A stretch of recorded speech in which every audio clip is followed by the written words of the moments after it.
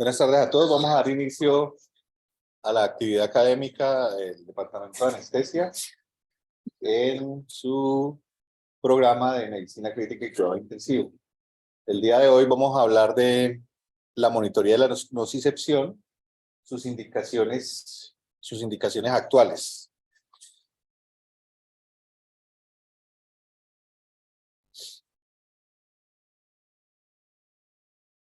La charla, pues, lógicamente tiene conflictos de intereses directamente con el desarrollo de dispositivos de anestesia endovenosa SmartTIVA que utilizan la monitoría SedLine y la monitoría de la nocicepción, que específicamente el monitor que utilizamos es el monitor M-Doloris.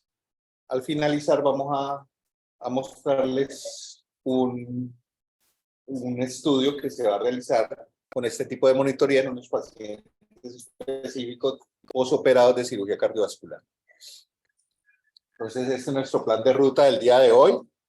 ¿Por qué monitorizar el sistema nervioso autónomo en el paciente crítico y perioperatorio?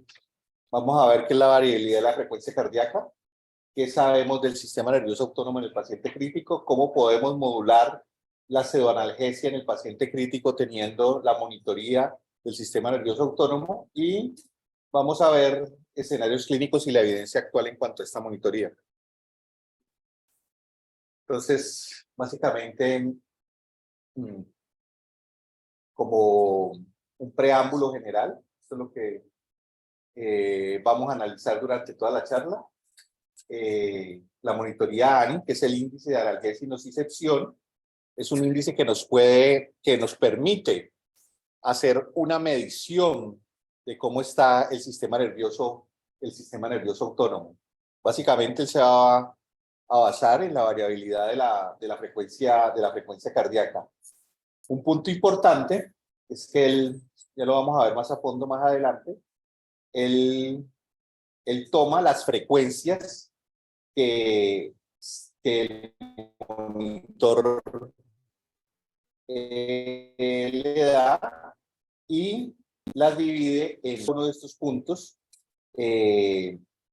Está direccionado por el parasimpático y el simpático. En el caso de las altas frecuencias está direccionado por el parasimpático, las bajas frecuencias por el simpático y las muy bajas frecuencias por el tema de la sensibilidad termoalgésica. Entonces, ¿por qué monitorizar el sistema nervioso autónomo en el paciente crítico? Entonces, todos sabemos que nuestros pacientes, ya sea en la unidad de cuidado intensivo o en el perioperatorio, tienen un estrés. Este estrés puede ser un estrés quirúrgico, posoperados, de cirugías grandes o en estados de choque que ingresen por trauma, un estrés de tipo infeccioso o un estrés, como les dije, traumático. Y tienen una respuesta inicial simpática, que es el que conocemos como CIR, que está mediado por lo general por factor de necrosis tumoral alfa, interleuquinas, en este caso la interleuquina E6, y que llevan a falla multiorgánica. Y posteriormente también tiene una fase de recuperación, que es el CARS, que está mediada principalmente por otro tipo de interleuquinas, que son la interleuquina 4, la interleuquina 10 y el factor de crecimiento tumoral. En muchos de los pacientes, ambos momentos se modulan y el paciente sale adelante. Pero, por ejemplo, en los primeros estadios que está por el CIRS, los pacientes que no modulan esta respuesta, pues vamos a tener que estos pacientes van a tener una mortalidad en su evolución. Cosa contraria sucede con los pacientes que la modulan. Esta primera parte está mediada por el sistema nervioso, básicamente el sistema nervioso simpático. La segunda parte, que es el CARS, que ya es una respuesta contrarreguladora, moduladora de esa respuesta inicial, de esa cascada inicial inflamatoria, nos va a llevar que si también no la modulamos, nos lleva a una anergia del paciente. Y esa posibilidad de volver a una alostasis o una homeostasis de todos los sistemas, pues no se va a dar. Y aquí son los pacientes que vemos que vamos a tener con infecciones nosocomiales, gérmenes multiresistentes o infecciones virales asociadas y posteriormente muerte. El sistema nervioso autónomo es bien interesante porque básicamente todo está regulado por el tracto solitario, que como lo vemos aquí, pues no está tan solitario, ¿no? Va a tener una respuesta inicial que va a estar dada por la parte simpática, por la cadena simpática, por la cadena paraganglionar simpática, que es a partir de más o menos el T1 hacia abajo, y nos va a modular tanto la frecuencia cardíaca y la respuesta vasopresora hacia la alta. Y el otro punto también va a dar la respuesta parasimpática en la parte superior y en la parte inferior en los grupos neuronales, que nos va a dar la parte parasimpática, así como también una respuesta central. Aquí lo vamos a ver un poco más a fondo. Vamos a tener una respuesta inicialmente parasimpática que va a actuar directamente en los receptores de acetilcolina de los polimorfonucleares, y esto va a traer una disminución del factor de necrosis tumoral, eso por un lado. Pero por el otro lado vamos a activar la respuesta simpática con una mayor producción de catecolaminas, y por el otro lado, a nivel central, como vimos, pues va a estimular la producción de, como todos ya sabemos, unos grandes antiinflamatorios que son los glucocorticoides. Entonces, a partir de ese preámbulo fisiopatológico, ¿en qué cabida tiene la monitoría de la nocicepción? Entonces, vamos a analizar lo que es la variabilidad de la frecuencia cardíaca, que básicamente en este concepto de la variabilidad de la frecuencia cardíaca es que se va a basar la monitoría de la nocicepción. Todos sabemos que no todos nuestros intervalos de latidos, o sea, entre R y R, van a ser a un mismo periodo. Por ejemplo, un paciente que tuviera una frecuencia cardíaca de 60, cada intervalo no va a estar a un segundo. Vemos que unos van a estar a 972 milisegundos, otros van a estar a 888, otros van a estar a 920. Eso crea una variabilidad entre latido a latido. Y esa variabilidad latido a latido genera esto, que lo vamos a interpretar en un ritmograma o tonograma, que es cuando el latido se adelanta o se nos atrasa. Aquí es muy importante ver que la mayor variabilidad entre latido y latido se presenta en el parasimpático.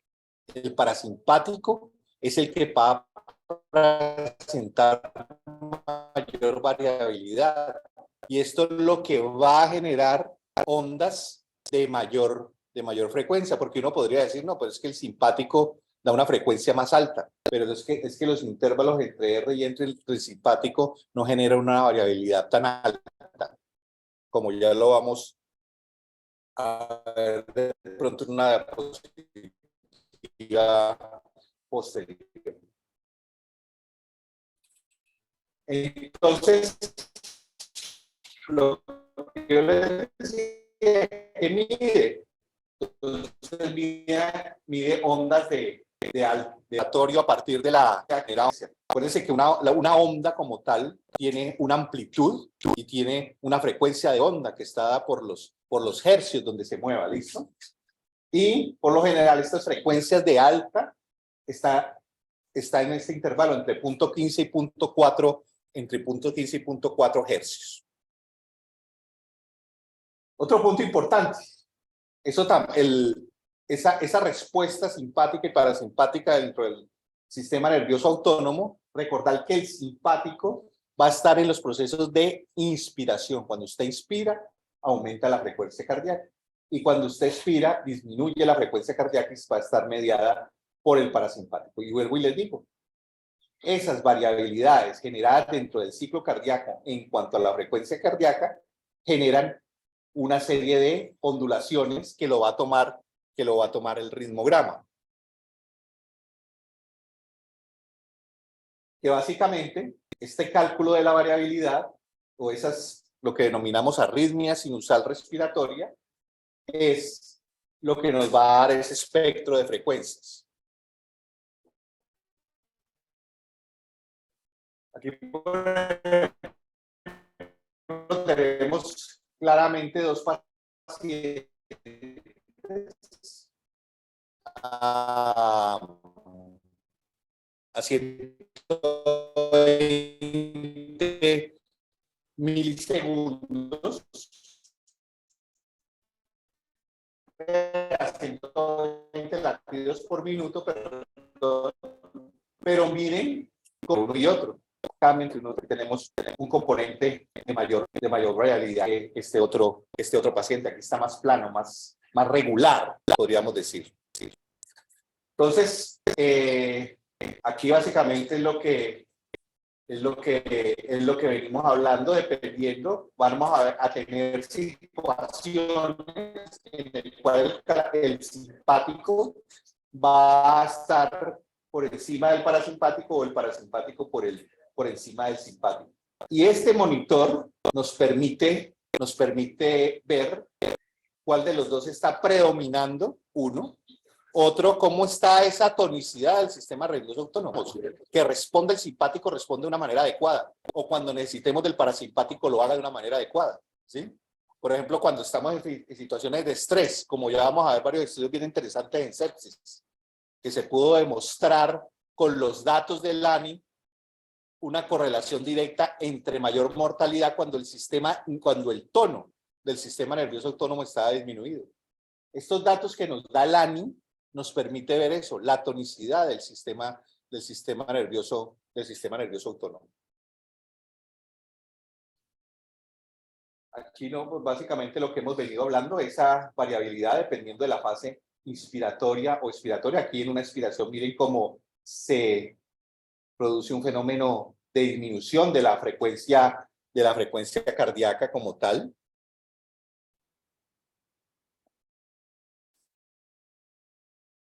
Entonces, hasta el momento que tenemos esa variabilidad de la frecuencia cardíaca, que lo que he dicho nos permite ver esa tonicidad del sistema nervioso autónomo entre los componentes de actividad simpática o parasimpática y esa tonicidad como tal de todo el sistema. Tipos de mediciones que tenemos, que ya les he adelantado varias. Básicamente lo podemos tomar por la frecuencia de las ondas generadas o por el dominio del tiempo, que ahí va a tener, este monitor tiene tres variables de medición. El ANI inmediato, el ANI medio, que ya lo vamos a ver directamente en el monitor, y la energía. La energía básicamente es la desviación estándar que el aparato analiza dentro de esa área bajo la curva, como lo veremos.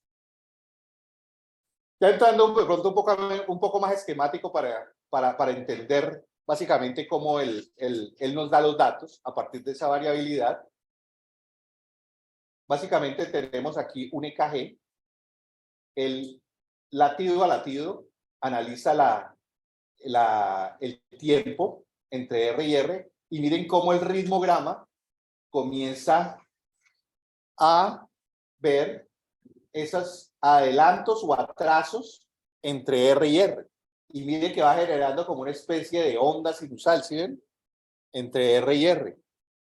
Esas ondas que se toman en el ritmograma, para los que pronto han visto la tecnología que están poniendo de la mano, o la tecnología que muestra Máximo en cuanto a el análisis de la conciencia, por ese análisis espectral, esas frecuencias de ondas generadas por esa variabilidad, él las las divide, o sea, las sectoriza en bajas frecuencias o altas frecuencias. ¿Esto cómo lo utiliza? Esto lo utiliza en un análisis matemático que tiene el dispositivo, que son las transformadas, que a partir de una onda base, él puede sectorizar cada una de las ondas. Y él tiene una transformada que es de pronto una evolución de la transformada de Fourier, que es la Webel.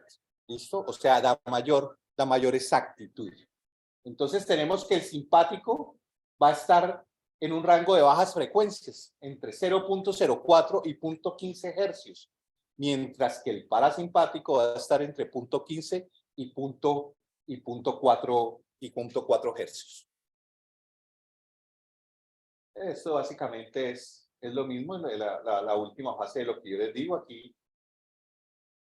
La variabilidad en periodos de taquicardia o bradicardia generada por el ciclo respiratorio y las ondas que se van generando, se produce el análisis espectral y aquí está la división de las ondas generadas y nos va a dar este espectro. ¿Y este espectro cómo lo va a mostrar?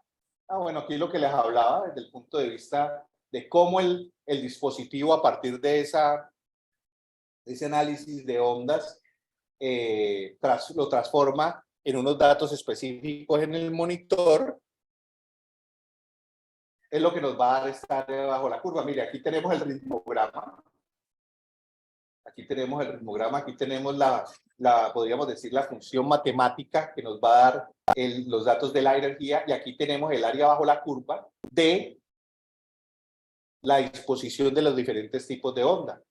Altas frecuencias que dijimos que estaba prácticamente definidas por el sistema parasimpático, bajas frecuencias por el simpático y la parte de las muy bajas frecuencias. Un punto bien importante, los datos que nos va a dar el ANI, básicamente de esta área como tal bajo la curva se va a enfocar específicamente en darnos el dato del porcentaje de toda el área, cuáles son ondas de altas frecuencias. O sea, nos va a dar un dato directamente relacionado con la parte parasimpática. ¿Listo? Lo que les decía, las muy bajas frecuencias está por la actividad endocrina y la termorregulación. Las bajas frecuencias puede ser simpático y parasimpático, con un predominio simpático y actividad refleja, y las altas frecuencias sobre todo básicamente son específicas del sistema nervioso parasimpático. Vuelve aquí, juega nuestra área bajo la curva. Lo que les decía del área bajo la curva, el monitor sobre todo se enfoca en medir ese porcentaje que tenemos de actividad parasimpática a la hora de darnos el dato. Las altas frecuencias nuevamente directamente definidas por el sistema nervioso parasimpático, es uno de los datos, y la medida de desviación estándar, que es ya la tonicidad del sistema nervioso autónomo como tal. ¿Cómo está esa correlación entre el simpático y el parasimpático? Es lo que nos va a dar la energía. Aquí claramente dos ejemplos, ¿no? Uno con alta variabilidad y uno con una variabilidad un poco más regular como tal. ¿Qué se ha visto en cuanto a los datos? Así, dependiendo del análisis de la energía como tal, que eso les dije que eran 3 parámetros de la desviación de energía.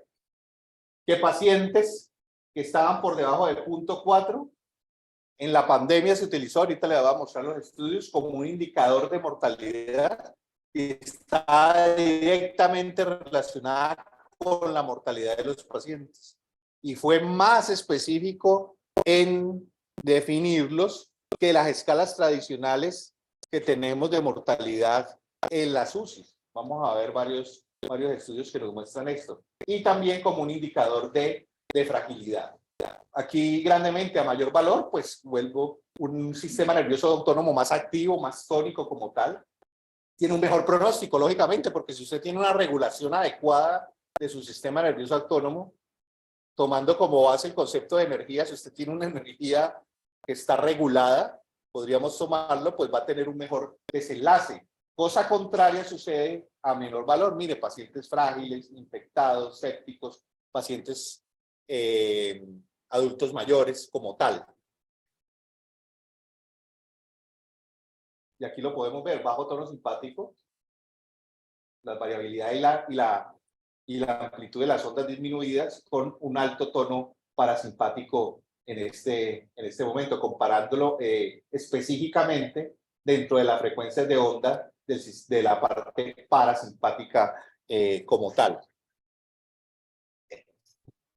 ¿Él cómo lo analiza?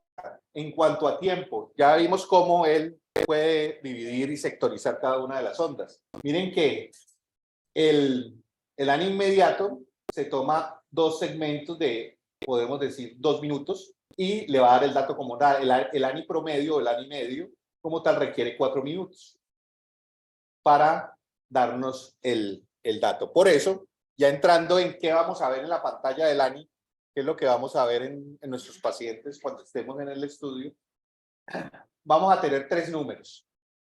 Bien importante para los que nos van a ayudar a recolectar datos.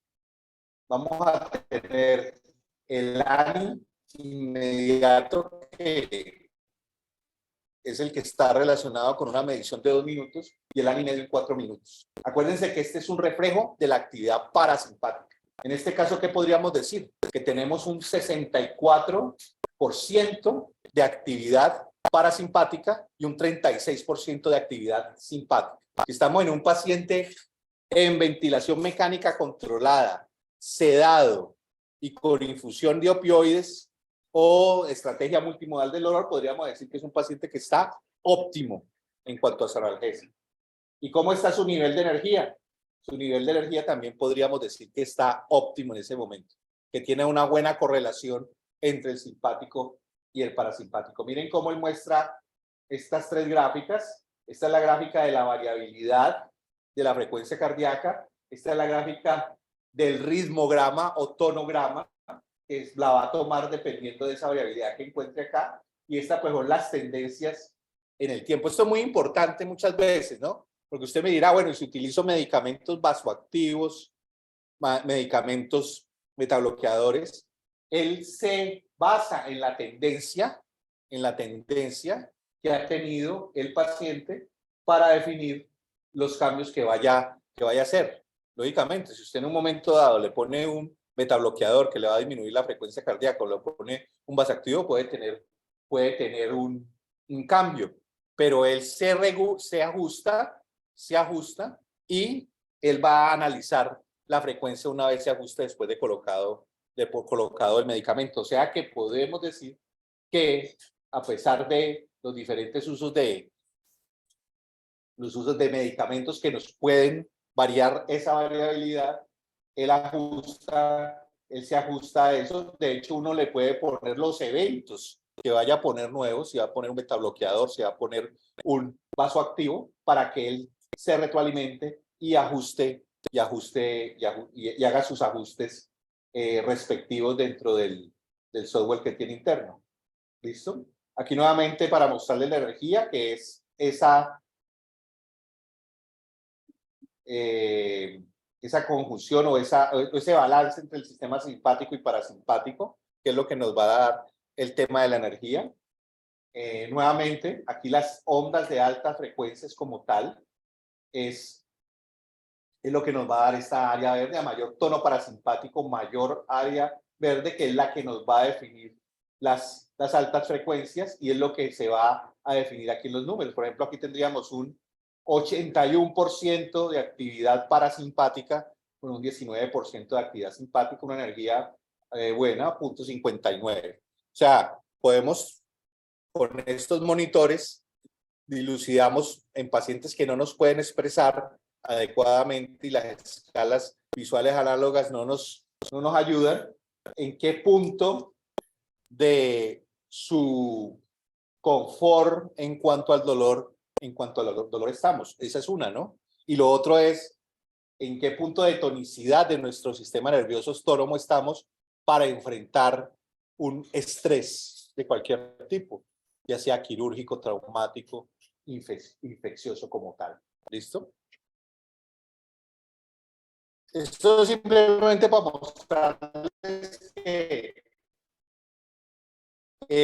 no solamente tenemos esta visualización, este es el monitor específico de ANI, que es el que vamos a tener en la unidad de cuidado intensivo. Este es la pantalla que vamos a tener constantemente, pero también podemos tener en el monitor de SedLine de Máximo esta otra. Aquí no se va a ver ni el ritmograma ni la gráfica de la variabilidad de BR. Simplemente se van a ver los datos específicos de energía, el año inmediato, el año y medio y la tendencia. Esa es la que vamos a ver.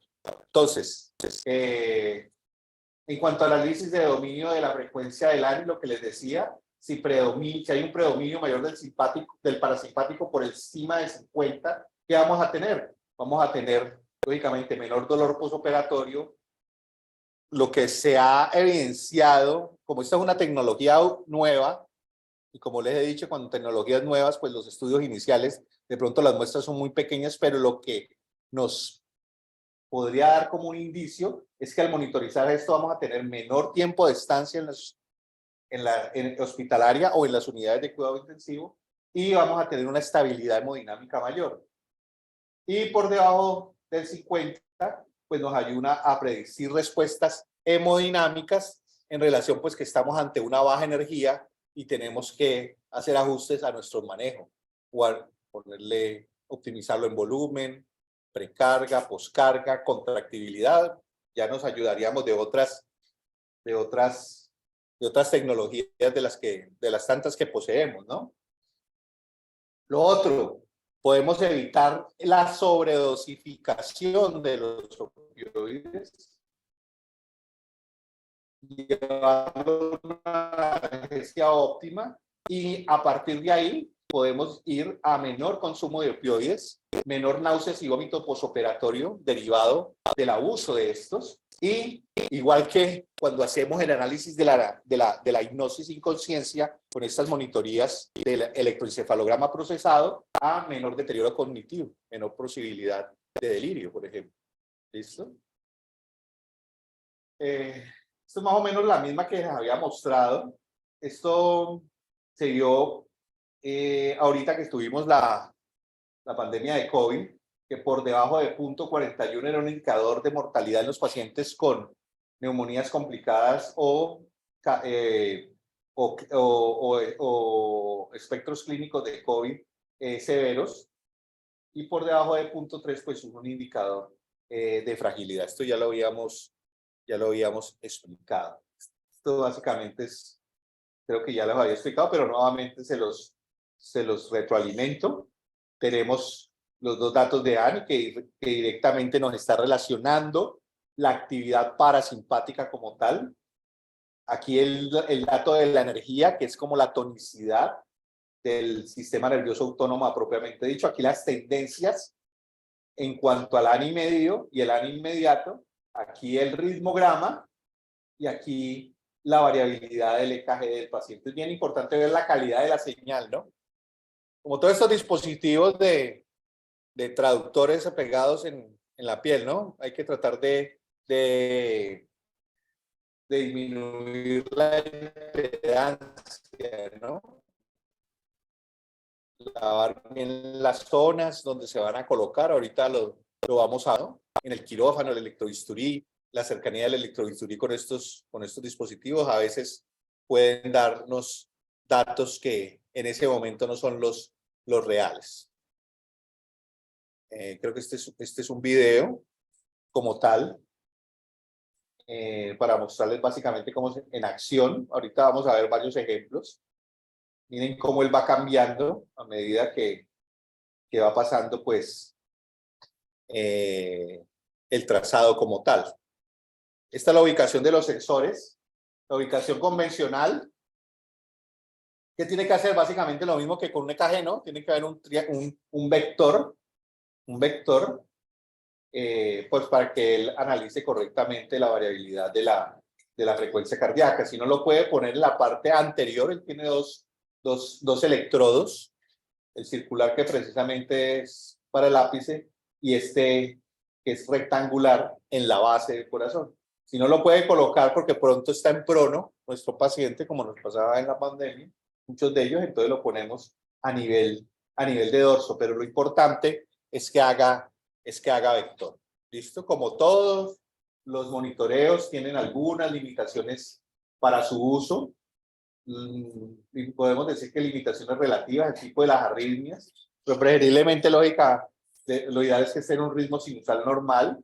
Hay que tener en cuenta con los medicamentos que alteran la respuesta del sistema nervioso autónomo y pues pacientes con apnea, ¿no? Vamos a ver qué beneficios se han visto, lo que les decía, en pacientes que no pueden expresar su dolor.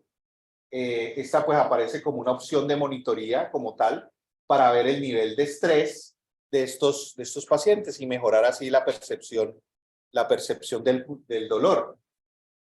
En el paciente inconsciente, pues lógicamente las escalas convencionales de dolor no se pueden hacer de una manera adecuada y entonces no sabemos si esa respuesta que estamos teniendo es directamente relacionada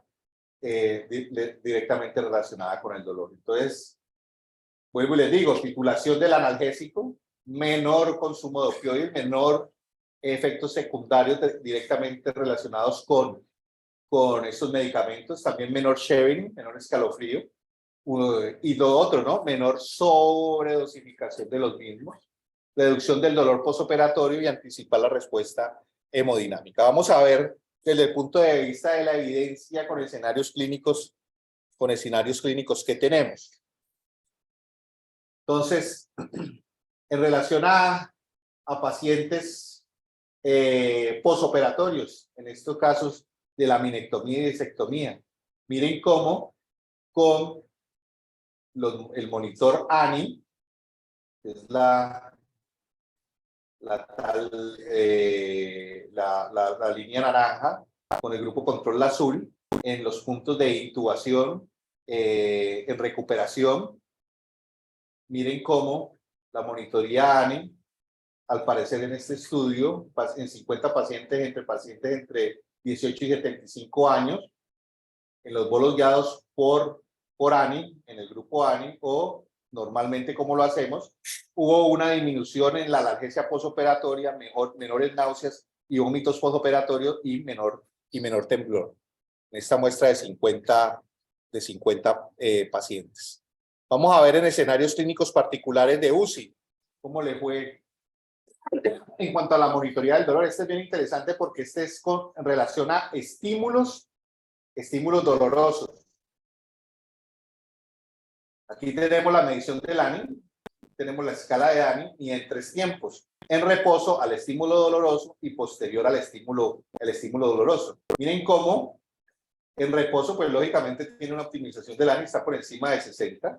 Entonces, la mayoría de los pacientes en estas gráficas de cajas y bigotes. Y miren cómo el estímulo doloroso, los datos bajan, ¿no? Cuando hay un dolor, o sea, va a haber un predominio parasimpático en este punto. Y luego una vez pasa el estímulo, esto vuelve y se recupera. Entonces, ¿qué nos quiere decir? Que el ANI se ve como una herramienta efectiva para valorar y detectar el dolor en pacientes con sedación profunda, o sea, en pacientes críticamente enfermos, cosas que a veces las escalas convencionales no lo pueden dilucidar como tal, ¿no? Este también es un estudio similar cuando se producen procedimientos como tal, drenajes de catéteres, succión como tal, y vuelve y pasa lo mismo, ¿no? Cuando hay el estímulo en los 3 puntos, antes, durante y después del estímulo, miren cómo los datos del ANI bajan. O sea, hay un predominio parasimpático, hay un predominio simpático, hay una respuesta simpática. Y al cesar el estímulo, vuelven a su punto normal. Las variaciones de la posición y la succión, como nuevamente succión. Ahora, ahí hemos medido los datos del ANI medio y el ANI inmediato, ¿no? Pero entonces la energía que nos ha mostrado que niveles bajos de energía como tal, en pacientes sépticos tienen peores desenlaces como tal. Y de la mano de un sistema nervioso, del sistema nervioso autónomo con predominio parasimpático, o sea, se está perpetuando esa fase del CARS que veíamos al principio. No hay una respuesta contrarreguladora del simpático en esa segunda fase del estrés, ¿no? Aquí en pacientes sépticos, donde esa variabilidad puede ser un factor de predicción de riesgo de mortalidad de nuestros pacientes. Nuevamente es un estudio que compara mortalidad, tiempo de intubación hacia los 30 días. Este es bien interesante porque compara con otros parámetros, ¿no? Con otros parámetros como el Quick-SOFA, el News Score, como tal. Y miren cómo la línea azul en esta curva ROC pues le gana a las otras mediciones, que por lo general hacemos en los pacientes críticos como predictores de riesgo de mortalidad.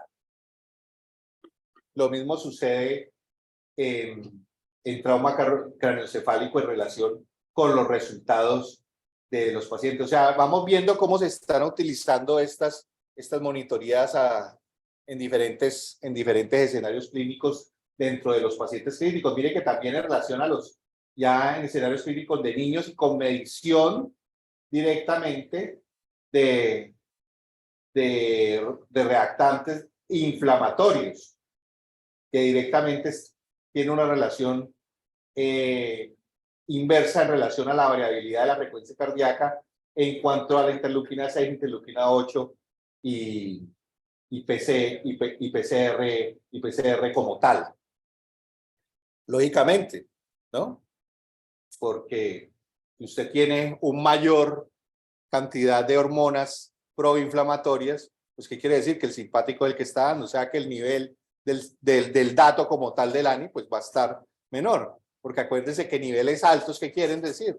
Pues a altas frecuencias que están directamente relacionados con, se nos van los profesores, ya está acá, debe estar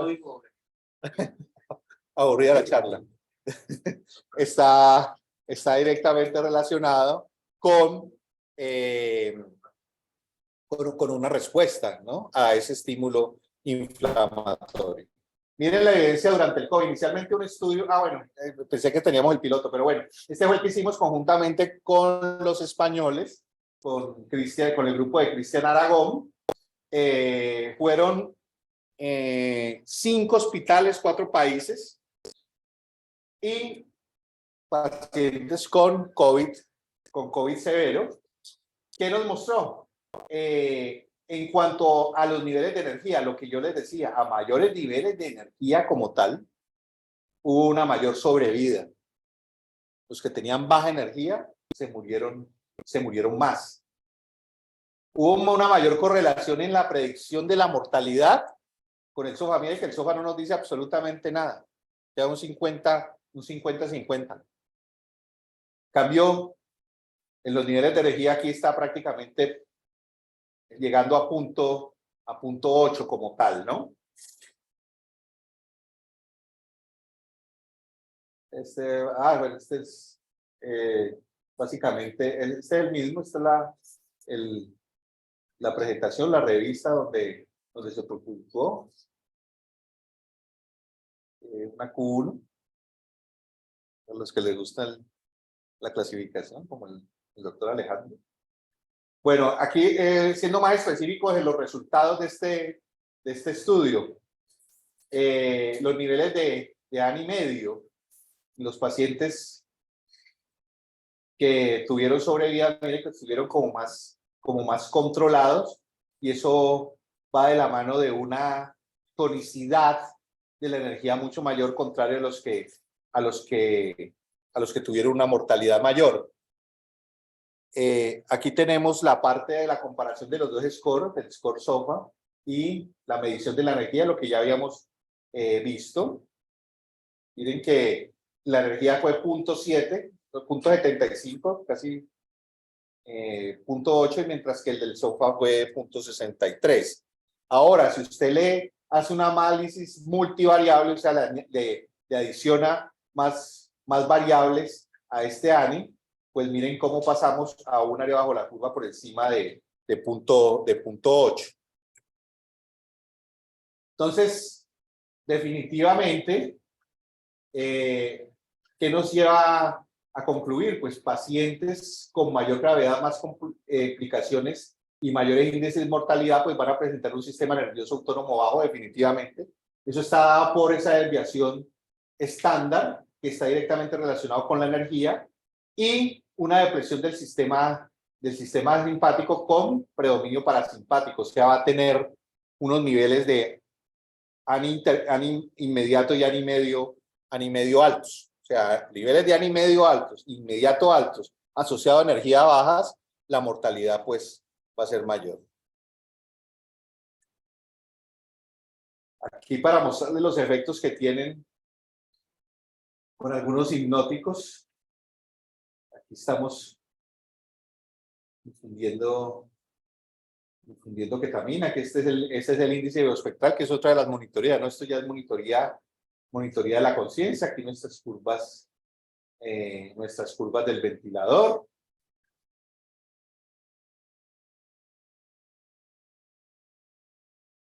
Ahí se estaba como saliendo de plano, porque la ketamina comienza a hacer ondas. Pareciera que estuviera saliendo de plano por el número, ¿no? Porque acuérdense que muchas veces la ketamina da ondas como si estuviéramos en estado de vigilia, el nivel de vis aumentó como tal.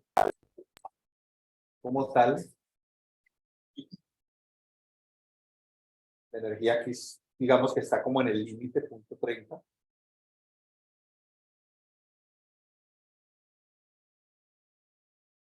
Y los efectos analgésicos de la ketamina aquí se ven claramente. Miren cómo el ANI subió, ¿no?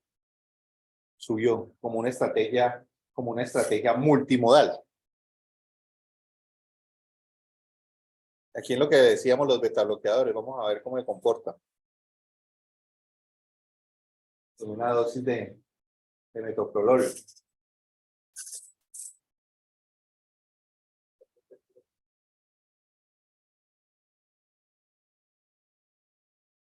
Tenemos una NIE de 31, 23, energía de 0.44. Miren la tendencia como estaba, se cayó.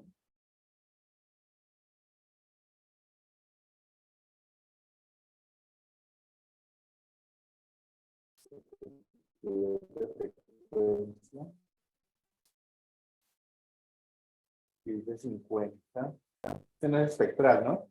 Simplemente está midiendo ahí. Para la alarma bradicardia se supone que hay más variabilidad, ¿no? Más variabilidad. Acuérdense que la bradicardia da más variabilidad y empieza a subir los sistemas 70, 52. Acuérdense que él hace pues los ajustes y se supone que habría que ver la tendencia después del medicamento en relación a lo que él nos vaya mostrando. Vasoconstrictores. Vamos a ver aquí la energía cómo se comporta en una sección medular, una vasoplegia por sección medular, viene 44-26, depresión, 83, viene la energía totalmente caída, 0.07, totalmente caída. Le pusieron bolo de efedrina. Miren que está tan caída que ni siquiera estaba mostrando los niveles del parasimpático. Ahí le vamos a ver cómo responde la efedrina. 41-25 está totalmente vasopléjico. Miren cómo ya tenemos niveles de ANI. Miren, la energía pasó de 0.04 a 1.68. Y ya tenemos niveles de ANI, ¿no? 54-30 de presión. Bueno, empezó a incrementar la presión, ahí se regularizó un poco. Bueno, por lo menos ya la energía punto 6, inmediatamente se le puso el bolo, se regulariza. Y como vuelve y se baja, no recupera, le ponen infusión de norepinefrina. Y ahí pues observamos que ya tiene unas presiones más decentes, ¿no? La efedrina no le alcanzó a recuperar. Recuperó la energía y recuperó y mostró ya datos de ANI. Pero la presión media y la presión como tal no la recuperó. Miren aquí un paciente de cirugía ginecológica con la doctora Diana. ¿Esto fue en relación a qué, Diana? ¿A la analgesia? Al ajuste de REMI, ¿no? Aumento sitio efecto de REMI. Y miren cómo se subió a 88.94, ¿no? Nivel de energía, punto 19. Bueno, bajito, ¿no? Se nos fue por el otro lado, ¿no? Ahí ya lo ajustó. Y ya se ve la tendencia.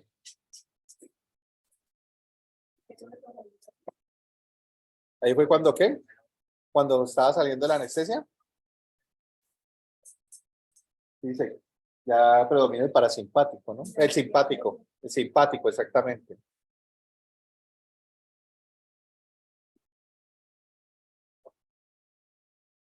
Bueno, básicamente, es un parámetro no invasivo, un parámetro, podemos decir, fisiológico, como vimos en diferentes grupos como tal.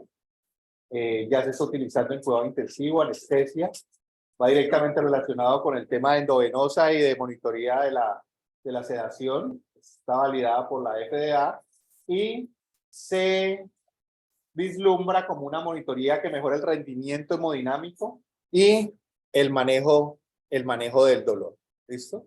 Entonces, ya entendiendo la técnica, la monitoría como tal, como el dispositivo, pues aquí con los compañeros decidimos comparar desde el punto de vista analgésico esta herramienta ANI con la herramienta observacional del dolor en cuidado crítico, el CEPOD, y ver los desenlaces clínicos en un grupo específico de pacientes, que son los pacientes en revascularización miocárdica durante el tiempo posoperatorio.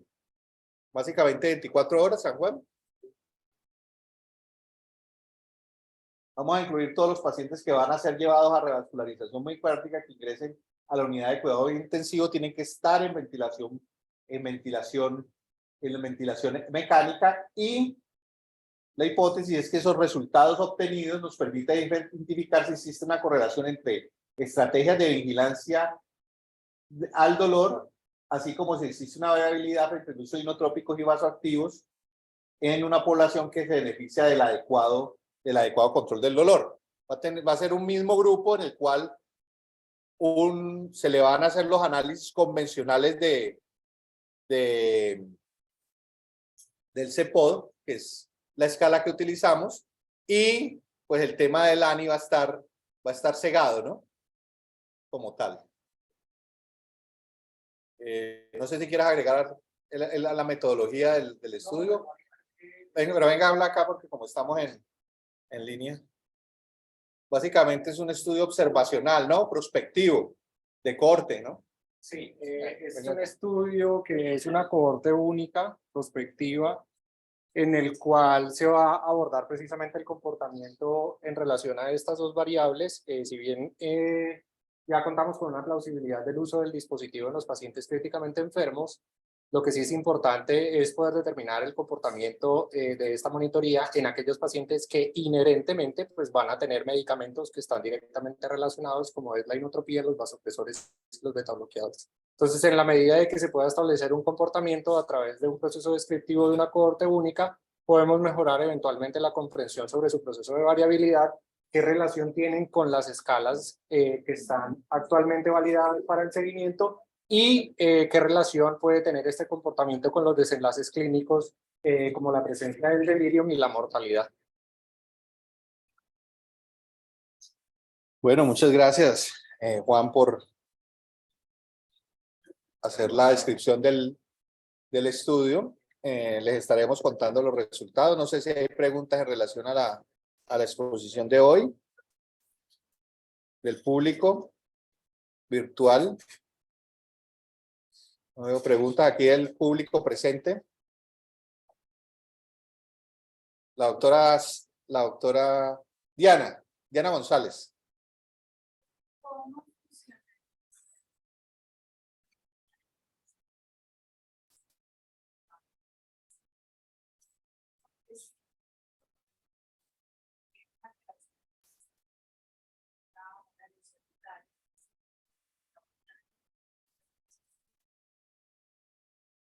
Si ya si este autónomo está, en este caso, será como sería. O sea, ¿qué tan confiable es esta herramienta? Si en este caso es la confianza, potencialmente podría confiar de él. O no sé si hay estudios como este, por ejemplo. Hay estudios, no hay, o sea, apenas están haciéndose, ¿no? Apenas están haciéndose. Ahora se demostró una correlación directa entre mortalidad y el nivel de energía, ¿no? Yo creería que eso estaría directamente relacionado con la magnitud de la lesión. Sí. O sea, aquí, por ejemplo,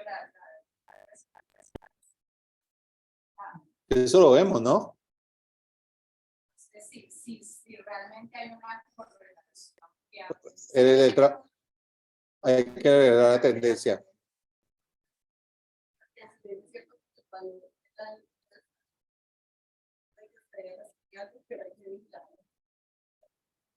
Eso es lo que se ha demostrado, que él se retroalimenta con la tendencia y el dato es relativo. Lo que hemos podido observar es que es relativamente relacionado con la situación del paciente. O sea, es un dato de una relativa exactitud, ¿no? Es lo que han mostrado los estudios, que vuelvo y les digo, necesitan estudios más robustos, ¿no? Con mayor muestra. ¿Alguna otra pregunta?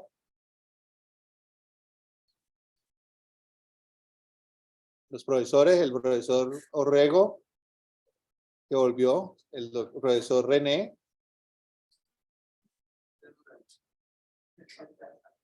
Están reanimando. La profesora Paula. Sí, solo para pacientes que estén en ventilación mecánica.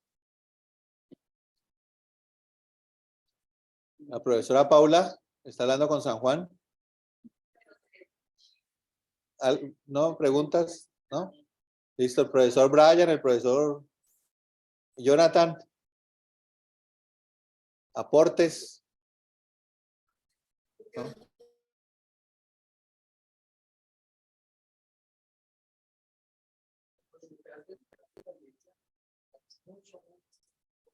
Sí, tenemos mucha tela por cortar.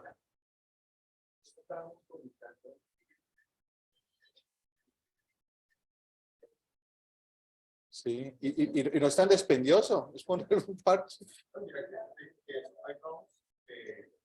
El electro.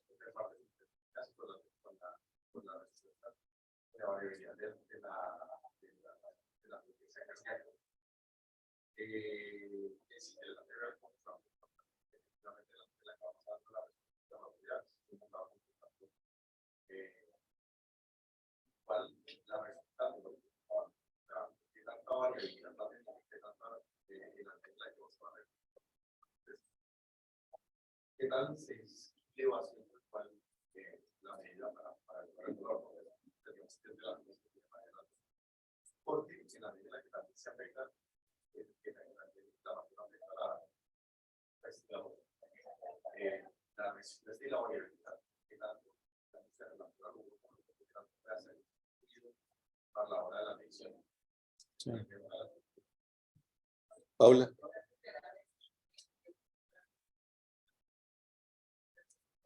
Sí, la búsqueda que hicieron Juan y Oscar y Eibar.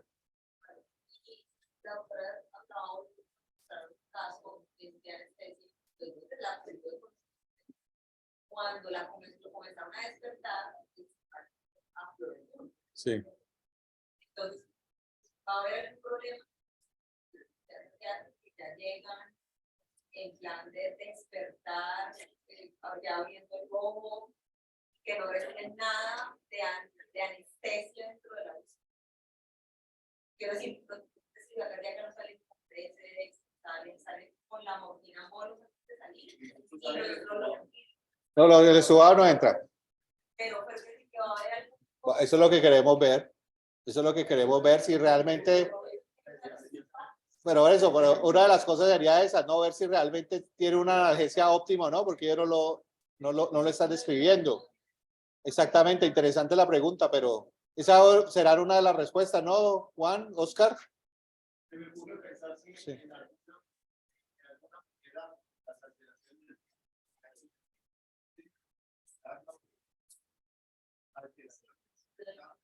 Sí, de hecho es una de las limitaciones, ¿no? Si tiene una arritmia, es una cosa que usted tenga extrasístoles ocasionales, pero un paciente con una arritmia como una FA persistente, ahí yo creería que es exclusión, ¿no?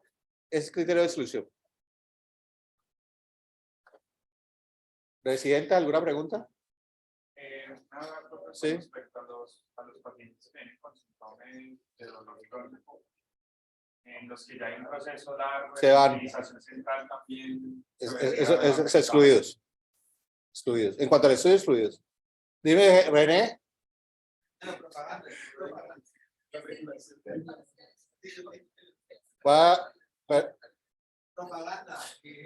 Estamos aquí. ¿Va a hacer algún comentario? Mucha bulla. Yo creo que acabamos aquí y hace la propaganda entonces. Bueno, a los que están en el chat, muchas gracias por acompañarnos el día de hoy.